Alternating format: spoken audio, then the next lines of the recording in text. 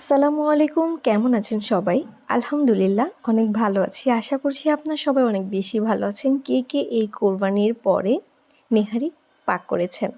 আমিও পাক করেছি বাবার বাড়ি এসে। সুন্দরভাবে এইটাকে ভালোভাবে কেটে পরিষ্কার করে নিয়েছি।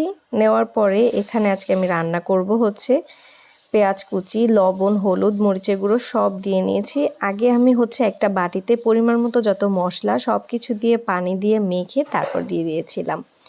সব কিছু দিয়ে আমি চুলায় বসিয়ে দিই। এখানে একটু কষাবো। কষানোর পরে আমি কিছুটা পানি দিয়ে দেব। আমি কিন্তু এটা মেখেই সব করেছি। আমি কিন্তু প্রথমে পেঁয়াজ গরম হওয়ার পরে মশলা দিয়ে পরে দিইনি। সব গরুর মাংস যেভাবে মেখে বসায় ওইভাবেই আমি মেখে বসিয়েছি।